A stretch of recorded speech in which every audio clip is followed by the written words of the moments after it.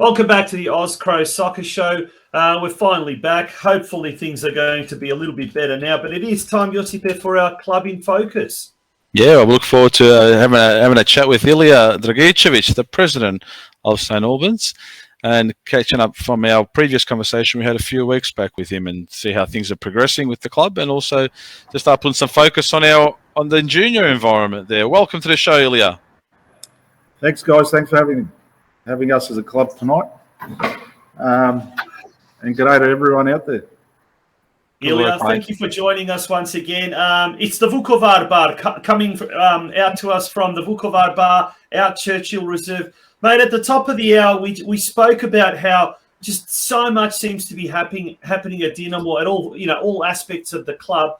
When we last spoke to you, it was just before the Dandenong City Dinamo derby, the big one. A couple of wins, a couple of losses as far as the senior men's is concerned, but the season now is in full swing. Tell us what's going on at Dinamo at the moment. Well, just reviewing the last 5 weeks, I'd say, Tonchi, we're quietly just happy where we're at. You know, we felt we probably could have had another point or two. But right now, I think quietly we're happy where we're at, and how far as we've progressed over the period. We've probably exceeded external expectations, but internally, I think we've hit the mark, and we're probably there and abouts where we thought we'd be. And just happy to give it another big crack this weekend, and hopefully get a result against the Knights. Yeah, look, it's got to be no doubt a massive contest for both sides. Dinamo will be looking to get back to winning ways after having a nice start to the season. Let's put it frankly, it's as you said, it's probably thereabouts close to where your expectations were. But the Knights, I think, if they put their hand in their hearts, they'll say that they're not where they wanted to be. So they'll be coming hard at you. So I think the atmosphere, will be electric, but the action on the park will be something to see, I believe. Look, I'd probably agree with you there, Josip. The Knights we know what the Knights are about, and their expectations, they're always, wanting to be up at the top. Things don't always go your way, and I'm sure, they're all focusing on trying to get a result this week. But we do have the last 2 years, we do have the nudge and the results over them. So we have nothing to lose as a club. We're expecting a great day out as a community, first and foremost, and then picking up the results will just put the icing on the cake for us. Just tell me a little bit, after that Avondale win, I think I took a bit of umbrage to hear people say that was a lucky win for your club. If anyone knows anything about football and watches that game, I could see that Crooney was setting up in a way to be a frustrating unit for Avondale. And in my interpretation of that game, Avondale undervalued what you bring to the table. Look, in any game of football, you need some luck. Everyone's got a plan of playing, and we were trying to play to our strengths, and obviously knowing what Avondale's all about. And Avondale is a very, very good team, an exceptional team. Yeah, absolutely. And look, there was only one way we were probably going to set up, and that's the way we did.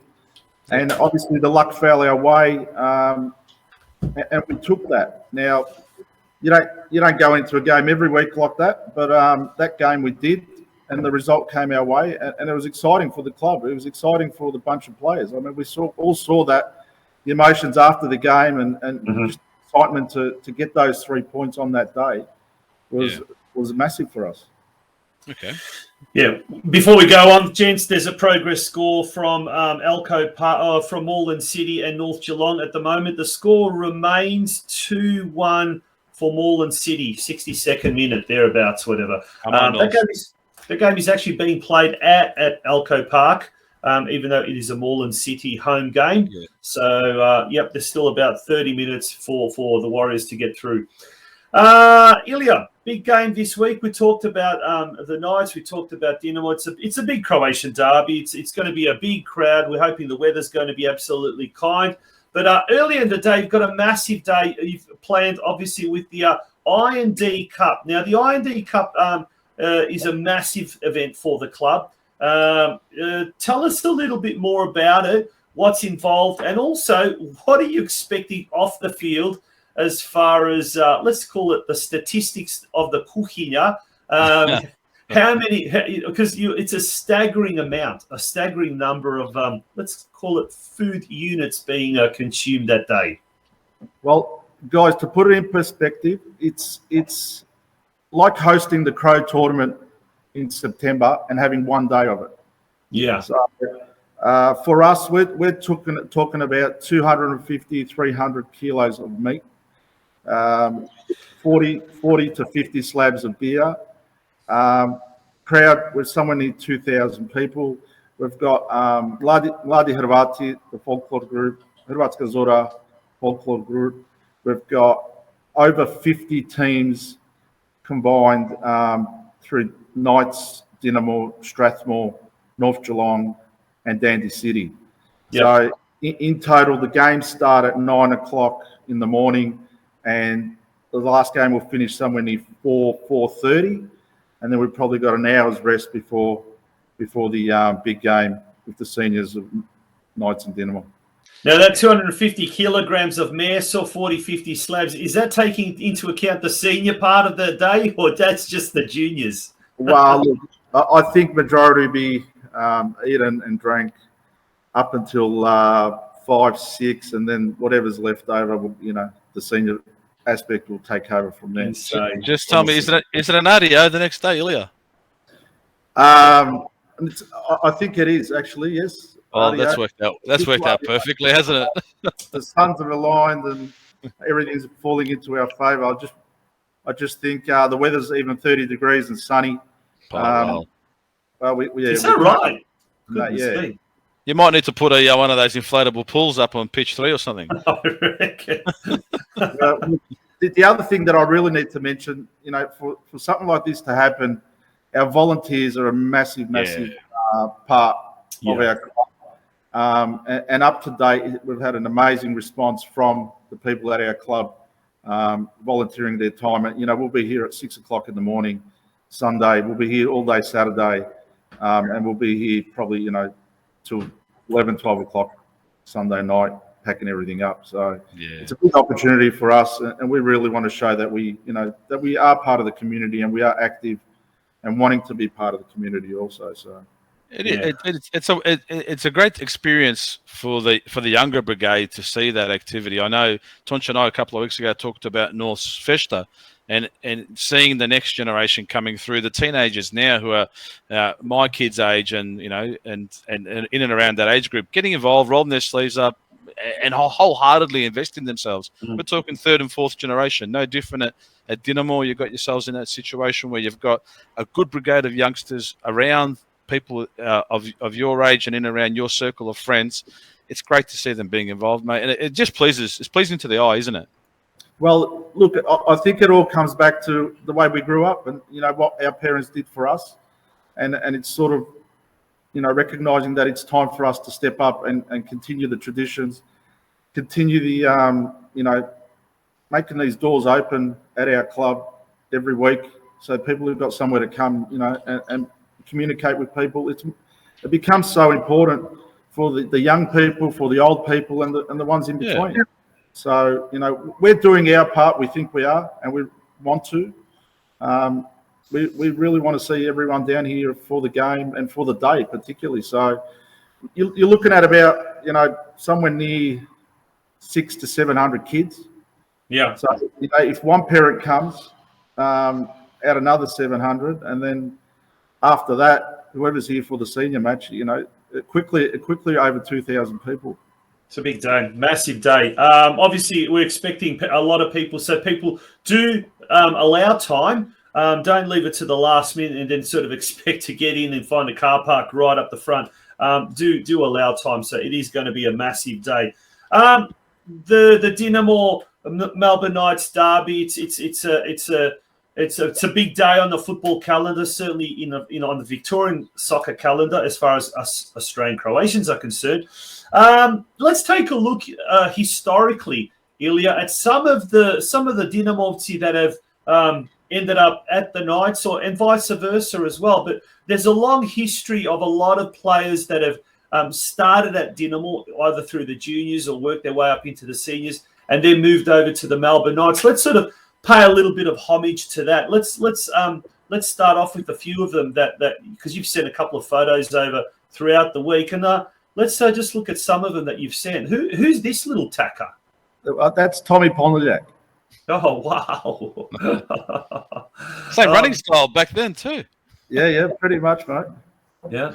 Look at the buttock in the background, and now what's this photo? Where's this from? Oh, that's Tommy Pontiac in the bottom left, right? Oh yeah, yep. You can see the futsa.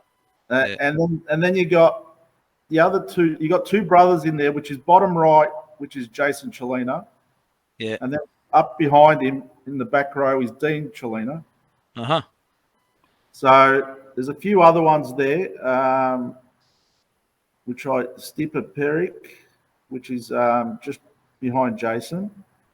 And there's a couple more there, but that's how far back Tommy and Ollie particularly, because they lived across the road. So when you talk to Ollie and Tommy about these stuff, they actually recollect this like it was yesterday. And this is where all this information and photos are coming from. This is great. Albums in the back automotive. Now, if anyone is on the watching this, and if they can actually recognise themselves or recognise someone, pop it in the comments section. We'd love to hear from them. Now I'm texting Jason Chulina right now. Yeah. My tip is this is Ollie Pondeliak. Is that right? Yep, that's correct. Yeah, you can see Ollie in that one. Yeah. Yeah. Look at the well-dressed Tutet in the background, huh? And then this is Ollie a little bit later on, I'd say.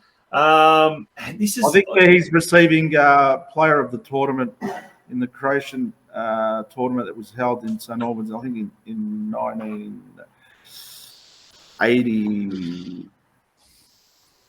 I think it was 83 was it? Yeah, there you go.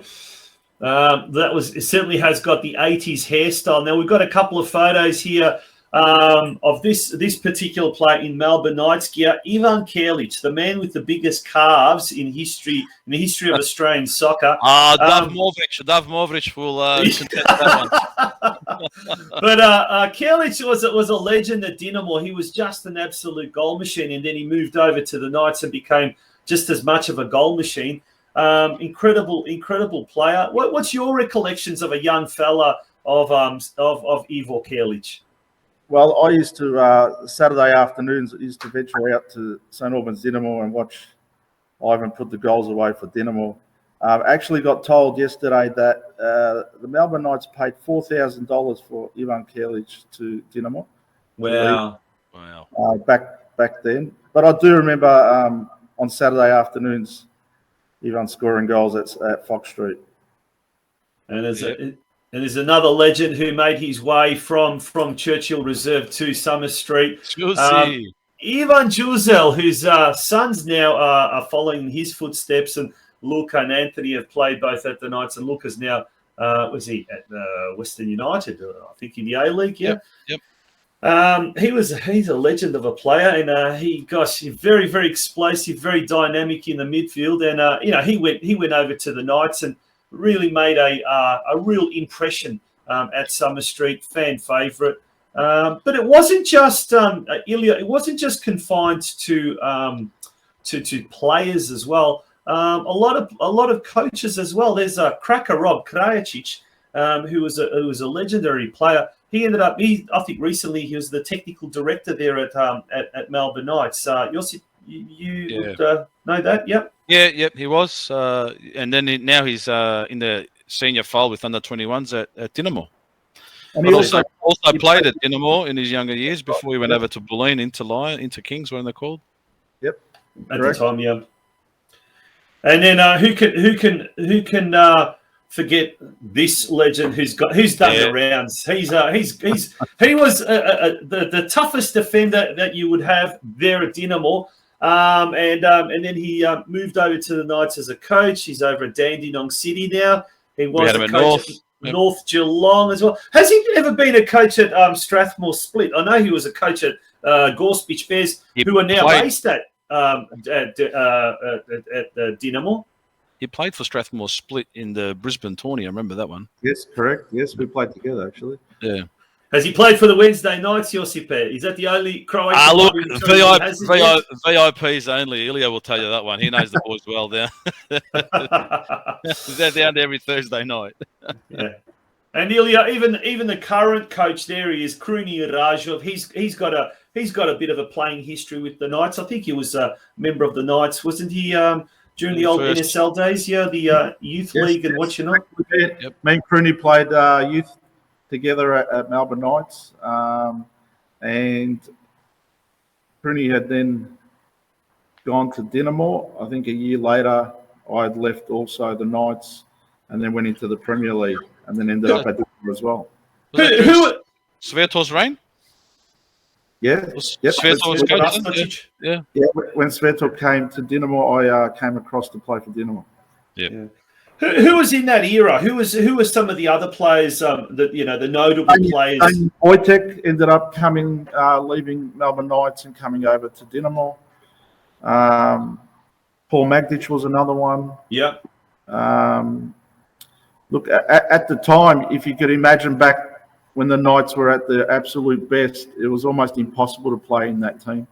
As a young kid, it was really so hard, and we were so fortunate to actually learn off the guys that were probably the greatest team ever in Australian soccer.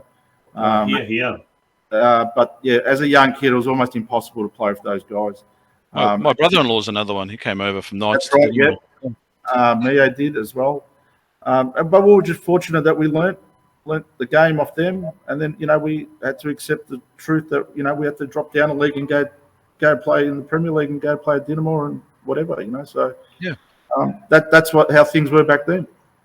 Yeah, so I mean, obviously Sunday's game is not just a game. I think it's also a celebration of the rich history of the two clubs and the closeness of the two clubs as well. I mean, just geographically speaking, both clubs are so close. It's amazing. But that whole celebration of that real I don't want to use the term bratstvo, but it conjures up different things. But that real brotherly, sisterly club, whatever connection, and it just goes way back. So it's going to be an awesome. Here we go. Maxi Santic mentioned some of the names. Look at that: Čuže, Wunderl, Dragicevic, Raspudic, Radoš. It's just the who's who of yesterday. Ilya, thank you so much for joining us. We're going to take a little bit of a break. When we return, we're then going to have the head of the juniors, or the juniors representative there, Ivan MIOC, who's going to come on. Some bad news over at Elko Park. North Geelong has just gone down 3-1 with probably about 20 minutes to go. So not good result. But having said that, speaking to North Geelong coach Stuart Begg earlier today, he did say it was an opportunity to blood a lot of the youngsters and give some of the guys that hadn't had an opportunity to run. So it probably would be a bit of a reserve team, but not to worry. Ilya, thanks once again. Wishing you all the very best for Sunday and the rest of the year. Thank you. Thanks, mate. Have a great weekend. At Fox Street. Good on you. Will do. Bye-bye. Is the last thing we want to worry about when running our business day to day, unless there is a claim that needs to be made, right? And once we have our insurance in place, we just keep renewing it. We just find it too hard to shop around. Does that sound like you? Well, at Your Business Insurance, we could save you money and get you a better deal. We'll review your current insurance and determine if you're getting the most favourable offers from the insurance market. Call Your Business Insurance on 1300 767 456.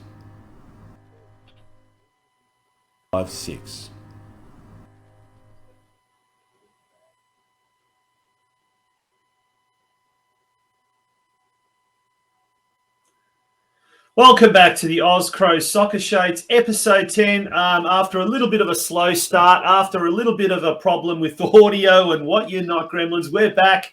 And Josip, we've got our next guest. Look at him. He's ready to go. Ivan MIOC representing the St Albans Juniors. Ivan, welcome to the Oz Cro Soccer Show. Unlike your president there, he's a veteran. He's now been on the show twice, but this is your first time on the show. So we're very pleased that you've been able to make it. How are you? Yeah, no, I'm well, thank you. And thanks very much for the warm welcome. Absolute pleasure. Good on you, mate. Well, before we go on to Ivan, if Ilya appears one more time this year, he becomes a co-host, doesn't he? That's right. Can I second that? Absolutely, why not? Yeah, sorry, Tonch, go ahead, mate. I was going to say, Ivan, what's your exact role with the juniors? I know there's a lot of things that you've done in the background. We'll get to that, but what's your actual role at the moment? Look, I'm not sure that we're really set up with exact roles, Tonchi, other than, having Mick as our president of our juniors, Ilya as our president of our seniors. Really, the rest of us are really chipping in and doing our part, picking up things that are required to be done. And sometimes it's the exciting stuff, and sometimes it's the stuff at the, welcoming people at the gate. So, I don't know, whatever needs to be done, we're all chipping in. There's a group of us behind the scenes that help out the club, and like any other club that's similar size of ours, it requires an army of people to make it happen. Good on you, Ivan. And getting involved is one aspect, and the other part is getting the work done. Yeah, that's right. Hey, look, one thing that's become distinctly obvious in the last probably 2 or 3 seasons, particularly at NPL level, but even more so holistically end-to-end with Marley Plavi and all the way through. But I'll just hone in a little bit on the NPL, having coached against Dinamo in the system. What's become really clear is the strategy behind the club and those teams involved in that group. They've solidified some squad numbers from the early days to where they are now. Have you got that down to a particular thing, or is it a combination of activities that have created that result?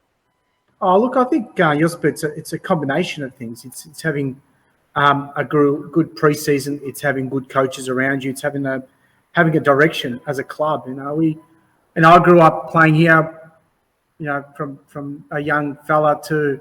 And being very proud of playing at the club. And it was always hard coming to Dinamo to get points, even as a junior, let alone as a senior. And, there was a period of time where, I think clubs were coming at the NPL level looking for 3 points. And, quite frankly, it just wasn't good enough. And we had to put more emphasis on having good coaches, developing kids at a younger age. And actually the journey started 5 years ago with a group of us thinking about, a 5-year plan and beyond, on the development phases, and having good technical directors around to support the coaches, more importantly, and then ensuring all our coaches are qualified to support these kids' development. And so if you start at a younger age, you start to see the rewards coming in. And the first couple of years it was tough, and tough decisions were made, but I think the right decisions for the progress of the club. And I look at the progress of our NPLs. There's some really solid results, and even so in our mini roos as well. I mean, we've had some of our mini roos perform extremely well in some of the cups, recent cups, the Junior Super League. So I think it's been a journey, but it's been a facets of things that have happened across the journey. Well, Ivan, you talk about some of the tough decisions that had to be made. Without going, I guess, too specifically or too much into it, what were some of those tough decisions involving? Was it the parents? Was it the quality of the coaching? Was it something else? What was the priority to address back then? I think it was coaching. That's probably the biggest emphasis, and having the right technical directors. And we've made some recruitment errors in terms of having the right fit, and not just in terms of capability of the coach, but also cultural fit into the club as well. And so as a committee, we quite often reflect and think about our decisions over the year, and spend a lot of time trying to fix that and make better decisions in the future. But mainly it's been about having the right technical support, having the right coaches, coaching the kids who can interact and understand the culture and the community. Yeah, just a quick before we go on, just a quick update in the Australia Cup. Moreland City 4, North Geelong 1 with only about 7 to go. So looks like the writing's on the wall there for the Mighty Warriors. Yep, they'll be focusing now on the league, that's for sure. That's it. So just on the back of that junior development, the other aspect that's becoming quite clear and growing as well is from the junior girls into the senior girls.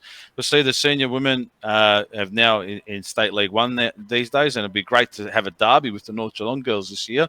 So that's going to be a fantastic contest at least a couple of times around. But seeing the 15s, and I know they have the hybrid groups, the 15s, 16s, 13s, 14s, that seems to be going well as well.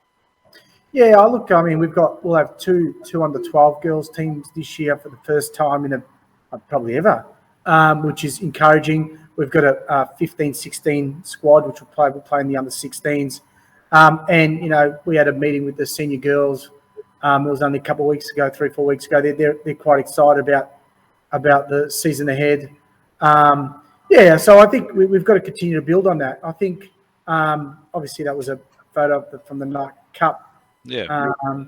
And so, look, we'll continue to build on that. I think, you know, the challenge that we face into around the junior girls aspect is, and even in seniors, is that finding good coaches that can relate to the game and help with the girls' development. And so, as a club, we're continuing to review how we do things, and you know, we'll build on it. We'll continue to build on it. That's for sure.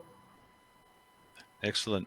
Now, with regards to the coaching in the female teams, is that being well received, and is that growing as well in interest? No, well, I think culturally as a country, I think we can do more to promote that diversification of coaches moving into senior women's more broadly. You know, I think it's not just a challenge for community clubs, but I think it's challenge more broadly for us as a country. So I think there's more we can do there, if I'm honest, and you know, we'll continue to put focus on it. Jospe. Yeah, good work, mate. Good stuff. Ivo, we touched on the I&D day with Ilya and talked about how big of an occasion that is, how big of an event that is as well. From your point of view, how do you go about, where do you start when it comes to organising something as big as that? Like we heard Ilya say, it's like a Croatian tournament, one of those days. I mean, it's massive. Obviously, it's massive. Yeah, I mean, Ilya said it was 50 teams, 51 teams is the biggest we've had. And, you know, the opportunity to engage Hrvatska Zora and Mladi Hrvati, I think, is just taking it to another level. And it's broadening the engagement of the community. You know, we kind of interact with the clubs first, and we seek engagement. Every year there's a change in number of teams that are participating at different levels. So, you know, I think starting with the clubs and understanding the level of participation, then to go through the scheduling and that becomes that's probably our biggest challenge, to be honest. Is you've got 3 grounds and you've got something in the vicinity of 80 odd games on the day, and trying to make it work where you got quarter pitches, half pitches, and then you got full pitches. Just to make it work logistically is challenging. And so, you know, Ilya alluded to earlier, Tonchi, around the volunteers. You know, we will have volunteers ready to go to convert grounds from quarter pitch to half pitch in moments. So everything will be done through, you know, an air horn. So we'll make sure the games are all synchronised accordingly. Yep. You know, it's all well structured. Otherwise, it just quite quickly gets out of hand.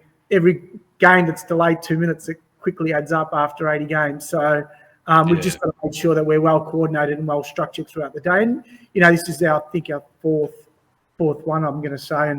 And look, you know, I hope it'll run as smoothly as the previous ones.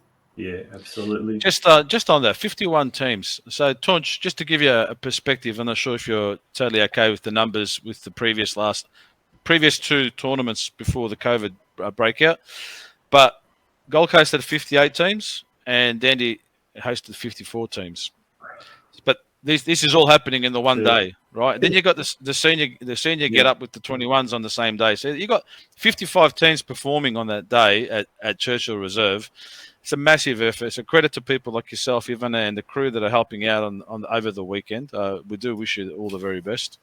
Thank you. Yeah, no, it takes a village, right? And you know, we've got a great crew behind us. Our parents have been fantastic and have been, you know, very supportive of us. And you know, from being in the cooking yard, as Ilya alluded to, from 7 o'clock in the morning, cutting up bread rolls to, you know, helping us pick up the rubbish at the end of the day and putting the goals away. There's no way, a committee would be able to do that without the community behind us and our members. So, a lot of praise to them. Mate, we'd love to chat more, and I'm sure there is so much we could talk about. We haven't even touched on a few topics we would have loved to have talked to tonight. But our time is really getting past us. And you're going to probably need to go straight to bed so you can start getting ready for the preparations. They're going to take ages. Mate, thank you so much for joining us. We really wish you all down at St Albans Dinamo the very best of luck for Sunday and obviously the season beyond. But it's going to be a huge day. It's going to be a beautiful day. And make sure you got a lot of those ice creams and Zupa Dupas for the kids. I think that's going to be – they'll probably sell more of that than the slabs of beer by the end of the day, I reckon. Get the St Albans Fire Brigade with the hose to keep everyone cool. Yeah. Hey, that's a really good suggestion about the Super Dupers. See, fantastic. The crew behind me are high-fiving. They're going to get the vodka ones. Ta, get on the Super Duper. All right, here's $10. Go get it yourself. Well, anyway, all the very best, mate. Looking forward to our Sunday. Should be a ripper. Excellent. Thanks very much, boys. Take care. Thanks, Ivan. Good on you. Absolute pleasure. Ivan MIOC from the juniors down at St Albans Dinamo. It's amazing what every time you want to just shush the kids up, here's $10 and go get yourself some Zupa Dupas. Absolutely. I will say, now that Ivan's off the air, I will say, when you go down to St Albans, Ivan's one of those faces that when you see him, he's always got the biggest smile on his face, and he just greets you so warmly every time you come to Churchill Reserve. So it makes the journey worth it just for that.